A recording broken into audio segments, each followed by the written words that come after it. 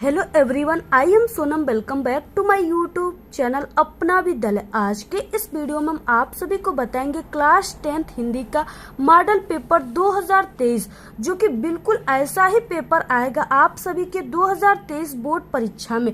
जो आप सभी का क्लास 10th का हिंदी का पेपर है वो 16 फरवरी से है, ठीक है। तो 16 फरवरी का जो वायरल पेपर आएगा बोर्ड का पेपर, वो बिल्कुल ऐसा ही पेपर आएगा जो हम आप सभी को इस वीडियो में बताएंगे, ठीक है। अगर आप लोग इस पूरे पेपर की तैयारी कर लेते हो तो आपका क्लास 10th हिंदी में 95% आएगा, यानी कि 100 में आप सभी का 95% बिल्कुल पक्का है अगर आप लोग इस पूरे पेपर की तैयारी कर लेते हो तो, ठीक है। और यहाँ पे हम आप सभी को इस पूरे पेपर के आंसर के साथ बताएंगे और बहुत ही अच्छे तरीके से हम आप सभी को बताएंगे। तो आप लोग इस वीडियो को बिना स्किप किए लास्ट तक देखिएगा, तभी आप सभी को ये पूरा पेपर समझ में आएगा, ठीक है। तो जो आप सभी का क्लास 10 हिंदी का पेपर होगा उसमें समय आप सभी को 3 घंटे 15 मिनट का दिया जाएगा, जिसमें से 15 मिनट आपको इस पूरे प्रश्न पत्र को पढ़ना है, ठीक है। और ये पूर्णांक 70 का होता है, यानी पूर्णांक 70 में आप सभी को नंबर लाना है। इसके बाद यहाँ पे देखिए इसमें 2 खंड है, ठीक है, यानी 2 खंडों में ये पूरा प्रश्न पत्र विभाजित है। और इस बार आप सभी के बोर्ड एग्जाम में 20 बहुविकल्पी क्वेश्चन आ रहे हैं, जिसका आंसर आप सभी को OMR आंसर शीट पे देना है। और इस पे देते समय आप सभी को, ठीक है, नीले और काले बाल पॉइंट पेन का यूज करना है, यानी डार्ट पेन का यूज करना है। तो किस तरह से आपको OMR आंसर शीट में भरना है सब कुछ हम आप सभी को बताएंगे। जो बहुविकल्पी क्वेश्चन है वो 20 बहुविकल्पी क्वेश्चन है, यानी कि 20 नंबर का है, ठीक है, एक एक नंबर का सब है। इसके बाद आप सभी जो प्रश्न खंड अ है उसमें आप सभी को 1 घंटे का समय लेना है, और इसके बाद जो खंड बी है उसको आपको 2 घंटे में सॉल्व करना है, ठीक है। यानी समय भी निर्धारित है, इससे अधिक आपको समय नहीं लेना है, नहीं तो आपके क्वेश्चन छूट जाएंगे। और जो भी क्वेश्चन है उसके आगे यानी उसके सामने जो है अंक निर्धारित है कि वो कितना नंबर का क्वेश्चन है, उसी हिसाब से आप सभी को लिखना है। तो यहाँ पे सबसे फर्स्ट है बहुविकल्पी प्रश्न, यानी खंड अ, जो कि पूर्णांक 20 है, यानी 20 बहुविकल्पी क्वेश्चन है। प्रत्येक क्वेश्चन 1 नंबर के हैं। तो यहाँ पे सबसे फर्स्ट क्वेश्चन दिया हुआ है बाबू गुलाब राय किस युग के लेखक हैं, ठीक है। तो यहाँ पे युग पूछ रखा है और यहाँ पे 4 ऑप्शन दिया हुआ है, भारतेंदु युग, द्विवेदी युग, शुक्ल युग और शुक्लांतर युग, ठीक है। तो यहाँ पे ऑप्शन तीसरा राइट है, क्योंकि जो बाबू गुलाब राय हैं वो शुक्ल युग के लेखक हैं, ठीक है। इसके बाद देखिए नेक्स्ट है दूसरा क्वेश्चन, चिंतामणि किस विधा की रचना है। तो जो चिंतामणि है वो आचार्य रामचंद्र शुक्ल का है, और यहाँ पे विधा पूछ रखा है। विधा का मतलब कि ये निबंध है, नाटक है, या कहानी है, या कविता है, ठीक है, क्या है, विधा का मतलब होता है। तो यहाँ पे देखिए जो चिंतामणि है वो आचार्य रामचंद्र शुक्ल का निबंध है, ऑप्शन पहला राइट है। नेक्स्ट है गबन किसकी रचना है। तो गबन जो है वो मुंशी प्रेमचंद्र की रचना है, ऑप्शन। के बाद नेक्स्ट है चौथा क्वेश्चन, शुक्ल युग की समय अवधि है, यानी शुक्ल युग का समय कब से कब तक है, ठीक है। तो जो शुक्ल युग है उसका समय जो है वो 1919 से 1938 ईस्वी तक है। नेक्स्ट है पांचवा, नीर का निर्माण फिर किस विधा की रचना है। तो आप लोग जानते हो कि नीर का निर्माण फिर नेह का आह्वान फिर, ठीक है, ये जो कविता है यानी कि ये हरिवंश राय बच्चन के द्वारा लिखा गया है, जो कि अमिताभ बच्चन जी के पिताजी हैं। तो ये जो नीर का निर्माण फिर है ये हरिवंश राय बच्चन जी का आत्मकथा है, ठीक है, ऑप्शन दूसरा राइट है। नेक्स्ट है प्रिय प्रवास किस युग की रचना है। तो यहाँ पे देखिए जो प्रिय प्रवास है वो द्विवेदी युग की रचना है, यानी ऑप्शन छठे का पहला वाला ऑप्शन राइट है। इसके बाद नेक्स्ट है मधुशाला किसकी रचना है। तो यहाँ पे देखिए मधुशाला भी जो है वो हरिवंश राय बच्चन जी का है। नेक्स्ट क्वेश्चन है भारत भारती किसकी रचना है। जो भारत भारती है वो मैथिली शरण गुप्त का प्रमुख रचना है, ठीक है, मैथिली शरण गुप्त जी का प्रमुख रचना है। इसके बाद नेक्स्ट है 9वां क्वेश्चन, आधुनिक काल कब से कब तक माना जाता है, ठीक है। तो जो आधुनिक काल है वो 1843 से अब तक माना जाता है, यानी ऑप्शन पहला राइट।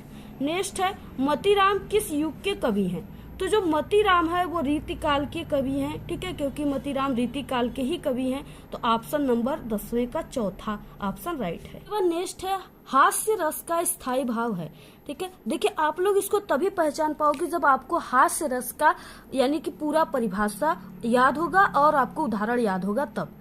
तो देखिए इसलिए हम आप सभी को कहते हैं कि आपके एग्जाम में भले ही जो हास्य रस, करुण रस है, अलंकार है, सब ऑप्शन के रूप में आएंगे, लेकिन आप सभी को उसका परिभाषा याद करना ही होगा, तभी आप लोग ऑप्शन में ही पहचान पाओगे। तो इसलिए यहाँ पे देखिए हास्य रस का जो स्थायी भाव होता है वो हास होता है, ऑप्शन तीसरा है। नेक्स्ट है सोहत ओढ़े पीत पट श्याम सलोने गात मनो नीलमणि शैल पर आतव प्रयोग प्रभात। ठीक है, तो यहाँ पे देखिए प्रकाश या प्रभात। तो यहाँ पे इसमें पूछ रखा है कि उपरोक्त पंक्तियों में कौन सा अलंकार है। उपमा अलंकार है, उत्प्रेक्षा अलंकार है, या रूपक अलंकार है, या श्लेष अलंकार है। ठीक है, 4 यहाँ पे ऑप्शन दिए हुए। कोई भी उदाहरण में अगर मनो मानो जनु जानो, ठीक है, यानी इन सब चीज ये जो होते हैं ये वाचक शब्द होते हैं। अगर ये आपको देखने को मिल गया तो वो जो अलंकार है आप लोग बिना यानी सोचे आप लोग उत्प्रेक्षा अलंकार पे मार दीजिए। ठीक है, क्योंकि ये जो है ये उत्प्रेक्षा अलंकार के वाचक शब्द हैं, मनो मनु और जने जानू। ठीक है, इसके बाद नेक्स्ट है रोला छंद में कुल कितने चरण होते हैं। तो जो रोला छंद है उसमें कुल 4 चरण होते हैं। आप लोग ऑप्शन तीसरा जो है उसको राइट मारिए। नेक्स्ट है आकर्षण शब्द में किस उपसर्ग का प्रयोग किया गया है। ठीक है, उपसर्ग का मतलब आगे लगने वाला जो वाक्य है, शब्द है। तो इसमें आकर्षण यानी आ जो है इसमें आगे के लगा हुआ है, यानी आ जो है वो उपसर्ग है। नेक्स्ट है क्वेश्चन प्रत्यय के कितने भेद हैं। ठीक है, तो जो प्रत्यय है उसके 2 भेद है, ऑप्शन पहला राइट है। इसके बाद नेक्स्ट क्वेश्चन है पीताम्बर में कौन सा समास है। ठीक है, तो जो पीताम्बर है इसमें क्या है कि कर्मधारय समास है, ऑप्शन पहला राइट। नेक्स्ट है आंसू का तत्सम रूप है। तो आंसू है जो उसका तत्सम का मतलब संस्कृत रूप। ठीक है, तो ये होता है अश्रु, ऑप्शन पहला राइट। इसके बाद नेक्स्ट है यड़ संधि का सूत्र है। तो यड़ संधि जो है इसका सूत्र होता है इको यड़ची। ठीक है, इको यड़ची, ऑप्शन तीसरा राइट। नेक्स्ट है 19 फलस्य शब्द का वचन एवं विभक्ति है। जो फलस्य है यानी ये षष्ठी विभक्ति एक वचन है। ठीक है, यानी पहला ऑप्शन राइट है। नेक्स्ट है 20वां, ठीक है, अपठत धातु का वचन एवं पुरुष है। तो आप लोग देखिए शब्द रूप और धातु रूप को भी याद कीजिए, पूरा का पूरा याद करेंगे तभी आप लोग ऑप्शन में सही ऑप्शन लिख पाओगे। तो यहाँ पे देखिए जो अपठत है वो प्रथम पुरुष एक वचन है, यानी ऑप्शन नंबर दूसरा राइट है। तो इस तरह से अगर आप लोग टोटल 20 बहुविकल्पी ये पूरा का पूरा सही कर लेते हो तो आपका 20 नंबर मिल जाएगा। ठीक है, 20 में 20 आपको इस पे मिल जाएगा। उसके बाद आता है 50 नंबर में वर्णनात्मक प्रश्न यानी खंड ब। ठीक है, तो खंड ब में पहला क्वेश्चन दिया हुआ है इसमें कि निम्नलिखित गद्यांश पे आधारित 3 प्रश्नों का उत्तर दीजिए। और यहाँ पे 3 प्रश्न है, यानी प्रत्येक प्रश्न जो है वो 2 नंबर का है। ठीक है, तो आप लोग अगर तीनों प्रश्न को सही लिखते हो तभी आपको 6 नंबर मिलेंगे। तो यहाँ पे देखिए दिया हुआ जैसे गद्यांश की यह कोई बात नहीं है कि एक स्वभाव और रुचि के लोगों में ही मित्रता हो सकती है। ठीक है, यहाँ से लेकर के देखता था यहाँ तक दिया हुआ है। अब यहाँ पे देखिए इसमें क्वेश्चन दिया हुआ है उपर्युक्त गद्यांश का संदर्भ लिखिए, गद्यांश के रेखांकित अंश की व्याख्या कीजिए। ठीक है, तो यहाँ पे देखिए आपको क्या करना है, एक क्वेश्चन इधर भी दिया हुआ है। सबसे पहले हम आपको ये बता दें, फिर उसके बाद बताएंगे। लेखक के अनुसार समास में विभिन्नता देखकर लोग एक दूसरे की ओर क्यों आकर्षित होते। तो यानी यहाँ पे 3 क्वेश्चन इसके दिए हुए हैं। ठीक है, तो इसको आपको देखिए किस तरह से पहचानना है। यहाँ पे देखिए मित्रता आया हुआ है। ठीक है, तो यानी मित्रता किस चैप्टर, आपका पहला जो हिंदी का चैप्टर है वो मित्रता ही है, जिसके लेखक आचार्य रामचंद्र शुक्ल हैं। तो इसका संदर्भ आपको यहाँ पे मिल गया। ठीक है, इसमें आप सभी को संदर्भ में क्या लिखा जाता है, तो यहाँ पे प्रस्तुत गद्यांश हमारी पाठ्य पुस्तक हिंदी गद्य खंड में संकलित मित्रता नामक पाठ से लिया गया है। इसके लेखक आचार्य रामचंद्र शुक्ल हैं, यही लिखा जाता है। ठीक है, तो अगर आप लोग ऐसे लिख देते हो तो आपको मिल जाएगा पूरा का पूरा 2 नंबर। नेक्स्ट है गद्यांश के रेखांकित अंश की व्याख्या कीजिए। अब रेखांकित अंश की व्याख्या क्या होता है, यहाँ पे देखिए जिस वर्ड के नीचे इस तरह से अंडरलाइन है, ठीक है, आपको सिर्फ उसी का ही व्याख्या करना है। यानी यहाँ से यह कोई बात नहीं है, यहाँ से लेकर आकर्षित होते हैं, सिर्फ इतना का ही व्याख्या करना है, बाकी इन सब चीजों का नहीं करना है। ठीक है, आपको इस पे ज्यादा समय नहीं देना है, इतना का व्याख्या कर दिया, यानी 2 नंबर का क्वेश्चन है तो आप लोग कम से कम 5 लाइन सिर्फ लिखिए, ज्यादा मत लिखिए, आपको 2 नंबर पूरा का पूरा मिलेगा। तो सिर्फ आपको इतने का ही क्या करना है, व्याख्या करना है, यानी प्रस्तुत कवि या लेखक कहते हैं। ठीक है, इस तरह से आपको कर कर पूरा लिख देना है। दूसरा क्वेश्चन इसी में है कि लेखक के अनुसार समाज में विभिन्न विभिन्नता देखकर लोग एक दूसरे की ओर क्यों आकर्षित होते हैं। तो इस क्वेश्चन, ये 2 नंबर का भी क्वेश्चन है, ठीक है। तो इस क्वेश्चन का आंसर आपको इसी जो गद्यांश है इसी में से ढूंढ कर लिखना होता है। दूसरे वाले क्वेश्चन का आंसर आपको इसी पैसेज में से लिखना है। तो यहाँ पे देखिए, ठीक है, यहाँ पे ये क्वेश्चन था कि यहाँ पे, ठीक है, समाज में विभिन्नता देखकर लोग एक दूसरे की ओर आकर्षित होते, ये क्वेश्चन था। आंसर यहाँ से आ गया, जो गुण हमने नहीं है, ठीक है, हम चाहते हैं कि कोई ऐसा मित्र मिले जिसमें वे गुण हो। तो यानी यहाँ से यहाँ तक, ठीक है, जो गुण हम में नहीं है, यहाँ से लेकर यहाँ तक तीसरे के आंसर में आपको लिख देना है। नेक्स्ट है अथवा, ठीक है, यानी आप लोग पहला कीजिए जो बताए हैं, या आप लोग यहाँ पे सेकेंड है उसको कीजिए। यहाँ पे दिया हुआ है, हे भगवान तब के लिए, ठीक है, विपद के लिए इतना आयोजन, यहाँ से लेकर के अंधा बना रही है, यहाँ तक पूरा तो इतना दिया हुआ है। इसके नीचे 3 क्वेश्चन दिए हुए हैं। पहला क्वेश्चन वही संदर्भ लिखने के लिए बोला है, तो इसमें भी आप सभी को लिख देना है। और ये जो यानी जो पैसेज है, ठीक है, ये पैसेज आप सभी के ममता से लिया गया है, यानी ममता पाठ से लिया गया है। और ममता के लेखक जो हैं वो जयशंकर प्रसाद है। तो आपको संदर्भ हेडिंग डाल करके, ठीक है, उसमें लिख देना है इस तरह से, यानी प्रस्तुत गद्यांश हमारी पाठ्य पुस्तक हिंदी गद्य खंड में संकलित ममता नामक पाठ से लिया गया है।